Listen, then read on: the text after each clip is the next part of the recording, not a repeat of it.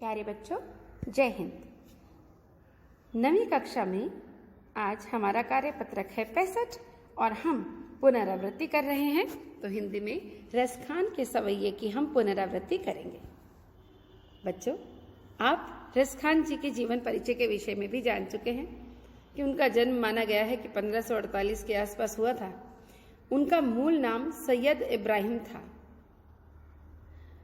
दिल्ली के आसपास के रहने वाले थे, लेकिन कृष्ण की भक्ति ने उन्हें ऐसा मुग्ध किया कि गोस्वामी विट्ठल नाथ से उन्होंने दीक्षा ली और ब्रज भूमि में जाकर ही बस गए। और कृष्ण के अनन्य भक्त थे, कृष्ण प्रेमी थे। कृष्ण और कृष्ण भूमि के प्रति अपना प्रेम, समर्पण वो सब व्यक्त किया है। जो प्रस्तुत सवैया है हमारा, जिसे हम अभी पढ़ेंगे, इस सवैये में भी उन्होंने अपना तन मन धन सब कुछ उस पर वारने की बात की है और कहा है कि इस धरती पर चाहे इंसान, चाहे पशु, चाहे पत्थर, चाहे पक्षी, किसी भी रूप में हम जन्म लें, हम कहाँ रहें? ब्रज में रहें, ब्रज के आसपास रहें बस, ताकि हमें हमेशा कृष्ण के करीब होने का एहसास मिलता रहे। तो हम सवैया पढ़ेंगे। मानुष हूँ तो वही रस खानी, बसो ब्रज गोकुल गाँव के ग्वारन। जो पशु हूँ तो कहा बस मेरो, चरो नित नंद की धेनु मंझारन। पाहन हो तो वही गिरी को, जो कियो हरि छत्र पुरंदर धारन।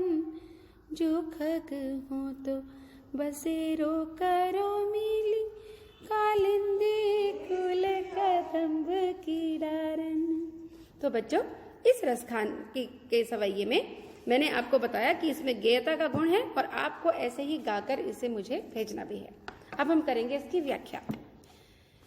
उसने पहली पंक्ति में कहा है कि यदि हम मनुष्य हों तो मनुष्य के रूप में गोकुल गांव के ग्वाल बाल के रूप में हमारा जन्म होना चाहिए।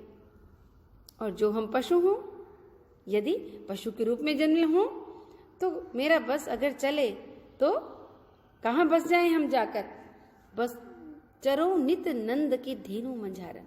हमेशा हम नंद बाबा की जो धेनु यानी गाय है ना, उनके मंझारन, उनके मध्य, उन्हीं के बीच में मेरा जन्म हो। पशु के रूप में जन्म लूं तो नंद बाबा की गाय बन जाऊं, जिसे कभी श्री कृष्ण चराया करते थे।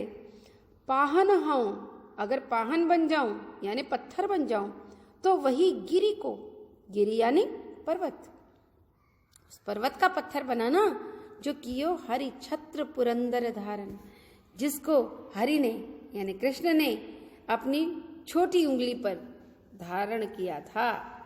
पुरंदर अपनी छोटी उंगली पर धारण किया था, छतरी की तरह उन्होंने उठा लिया था। जानते हैं ना आप, गोवर्धन पर्वत। जी हाँ, गोवर्धन की पूजा भी करते हैं हम। तो उस गोवर्धन पर्वत के आप हमको पत्थर बनाना, ताकि श्री कृष्ण का सानिध्य हमको प्राप्त होता रहे। जो खग हों यानी जो पक्षी हों हम, तो बसेरा कहाँ करें हम? मिलजुल कर उस कालिंदी कुल कदम्ब की डारन, कदम्ब की डारन, कदम्ब के पेड़ की डालों पर। कालिंदी यानी यमुना नदी, यमुना नदी को कालिंदी भी कहा जाता है। कूल यानी किनारा, यमुना नदी के किनारे पर वो जो कदम्ब का पेड़ है ना, उसकी डालों पर वहां रहे हम, क्योंकि श्री कृष्ण अक्सर वहीं जाकर बैठा करते थे, बांसुरी बजाया करते थे, छिप जाया करते थे। एक कविता इस संबंध में मुझे याद आ रही है, जिसे हम बचपन में सुना करते थे। यह कदम्ब का पेड़ अगर माँ होता यमुना तीरे, मैं भी उस पर बैठ कन्हैया बनता धीरे धीरे। तो कदम्ब के उस पेड़ का वर्णन तो कई जगह हुआ है, जहाँ पर श्री कृष्ण बैठकर बंसी बजाया करते थे। तो इस सवैये में रसखान जी का पूर्ण समर्पण श्री कृष्ण के लिए व्यक्त हुआ है, जब उन्होंने कहा है कि यदि मैं मनुष्य के रूप में हूँ तो गोकुल गांव में ही जन्म लूं ग्वाल बाल के रूप में, यदि पशु बनूं तो नंद बाबा की गायों के बीच में जन्म लूं, पत्थर बनूं तो गोवर्धन पर्वत का पत्थर बनूं, और यदि पक्षी बनूं तो भी उसी कदम्ब के पेड़ की डालों पर अपना बसेरा करूं जहां पर कभी श्री कृष्ण बंसी बजाया करते थे। यानी किसी भी रूप में इस धरती पर मैं जन्म लूं तो कृष्ण का सामीप्य, उसका सानिध्य मुझे मिलता रहे। अब हमने प्रश्नों के उत्तर देने हैं। पहला प्रश्न, ब्रजभूमि के प्रति कवि का प्रेम किन किन रूपों में अभिव्यक्त हुआ है, यानी किस किस रूप में देखा गया है। प्रश्न 2, प्रस्तुत सवैये में रसखान जी ने ब्रजभूमि के प्रति अपना प्रेम अभिव्यक्त किया है। इसी प्रकार आप अपने देश के प्रति अपने प्रेम को अभिव्यक्त कीजिए। प्रश्न 3, जिस पंक्ति में कवि रसखान जी का नाम आया है उस पंक्ति को लिखिए। प्रश्न 4, इस सवैये को पढ़कर आपको निम्नलिखित शब्दों के क्या अर्थ समझ में आए हैं, बताइए।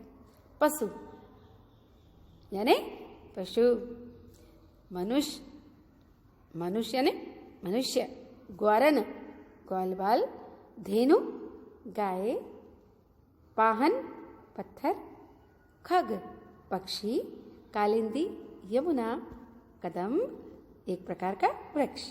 तो बच्चों आप लोग जल्दी से इन प्रश्नों के उत्तर कीजिए और एक गतिविधि मेरी ओर से कि आप लोगों को इस सवैये को गाकर अपने ऑडियो क्लिप मुझे भेजनी है।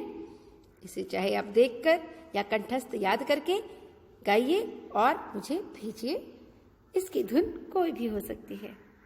मैं इंतजार करूंगी अपनी मीनाक्षी मैडम को। जल्दी से इस काम को करके व्हाट्सएप ग्रुप पर भेज दीजिए। धन्यवाद।